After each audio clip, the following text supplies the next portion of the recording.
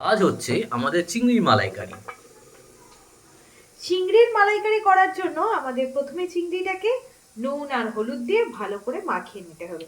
এরপরে আমি হালকা আঁচে চিংড়িটাকে হালকাভাবে ফ্রাই করে নেব। বেশি ফ্রাই চিংড়ি করতে নেই, কারণ চিংড়ি তাহলে শক্ত হয়ে যায়।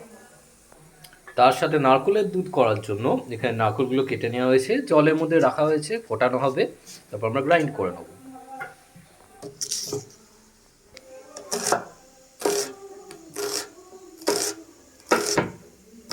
গরম করে নিচ্ছি, সর্ষের তেল দিয়েছি। এই রান্নাটা আমার মনে হয় সর্ষের তেলে করলেই ভালো। একটা বেশ সর্ষের তেলের সুন্দর গন্ধ পাওয়া যাবে চিংড়ির মালাইকারিতে।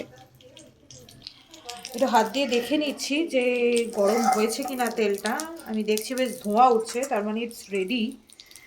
আমি এবারে আস্তে আস্তে চিংড়িগুলোকে ছেড়ে দিচ্ছি।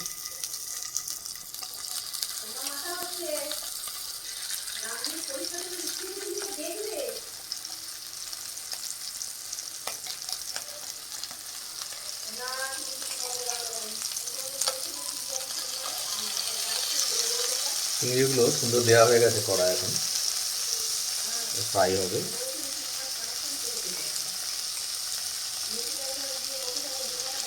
অনেকগুলো চিংড়ি হয়েছে।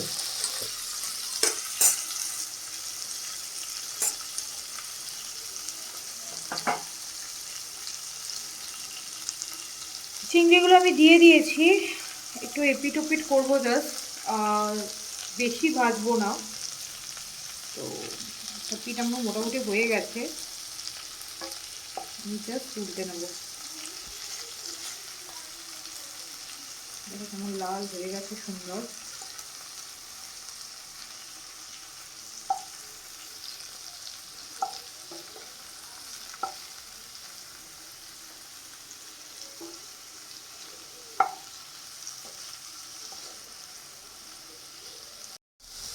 চিংড়িগুলো বেশ লাল লাল ভাজা হয়ে গেছে, দিকটা বেশ লাল হয়ে গেছে। চিংড়িগুলো কি এবার তোলার টাইম হয়ে গেছে? হ্যাঁ, আর 1-2 মিনিট রেখে আমি তুলে দেবো, বেশি ভাজবো না। চিংড়িটা এবার তুলে নিচ্ছ তুমি? বাহ, সুন্দর কালার এসছে চিংড়ি। একটু জুম করে দেখিয়ে দিই, কালারটা পারফেক্ট। তো এরকম চিংড়ি এলে বেসিক্যালি সেটাকে তুলে নিতে হবে, এরকম কালার চলে আসলেই। সুন্দর একটা সুন্দর গন্ধ বেরিয়েছে চিংড়ি। আমার বেসিক্যালি চিংড়ি খেতে খুব ভালো লাগে, তাই গন্ধটা আমার খুব প্রিয়।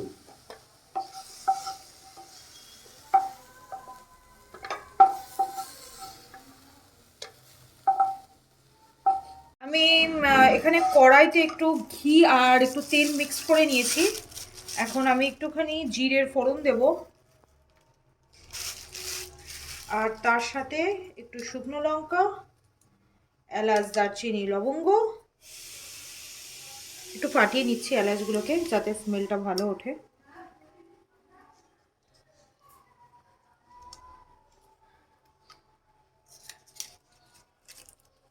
আর তেজপাতা। এখানে আমার পেস্ট অলরেডি রেডি হয়ে গেছে। এখানে আমি পেস্ট করেছি হলো 2টো পেঁয়াজ, 4-5টা রসুনের কোয়া, আর একটু কাঁচা লঙ্কা। ওকে, এই পেস্টটাও রেডি হয়ে গেছে। এবার আমি আস্তে আস্তে এখানে দিয়ে দেবো।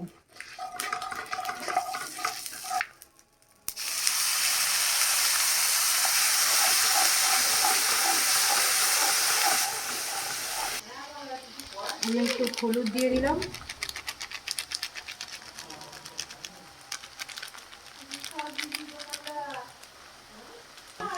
জিরে গুঁড়ো দেওয়া হচ্ছে এবার।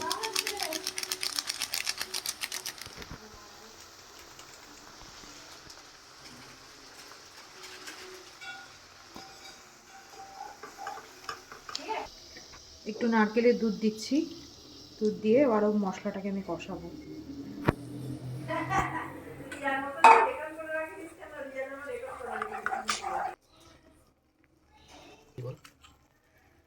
একটু নুন দিয়ে দিলাম, আর একটু মিষ্টি দেবো।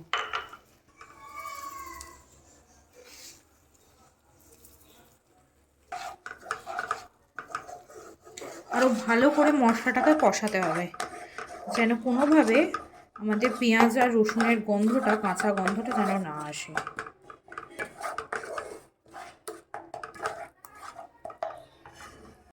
দুধের দুধটা দিয়ে দিয়েছি, তো এখন জাস্ট ফোটার জন্য ওয়েট করছি। টকবক করে ফুটে গেলেই আমি চিংড়িগুলো দিয়ে দেবো। অলমোস্ট ফোটা স্টার্ট করে দিয়েছে, আমি জাস্ট ওয়েট করবো আর 2-3 মিনিট। স্টার্ট কর। আস্তে আস্তে আমি চিংড়িগুলো দিয়ে দিচ্ছি। চিংড়িগুলো খুব সুন্দর দেওয়া হয়ে গেছে গ্রেভিটাতে, সুন্দর কালার এসছে আর দারুণ গন্ধ উঠছে।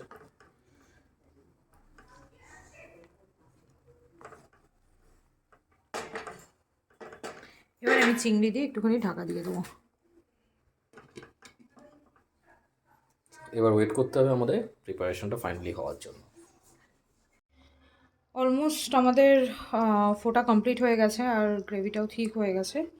তো এবার আমি জাস্ট গ্যাসটা বন্ধ করে দেবো। আমাদের চিংড়ির মালাইকারি কমপ্লিট। আর ইটস রেডি ফর সার্ভ। খুব সুন্দর দেখতে হয়েছে, দেখো কালারটা দারুণ এসে গেছে। Thank you for watching. আমাদের ইউটিউব চ্যানেলটা লাইক, শেয়ার এবং সাবস্ক্রাইব করো এবং বন্ধুদের সাথে শেয়ার করো আরও নতুন নতুন রান্নার ভিডিও বা ঘুরতে যাওয়া ট্রাভেল ব্লগ দেখার জন্য। Stay with us, stay tune in our channel. Thank you.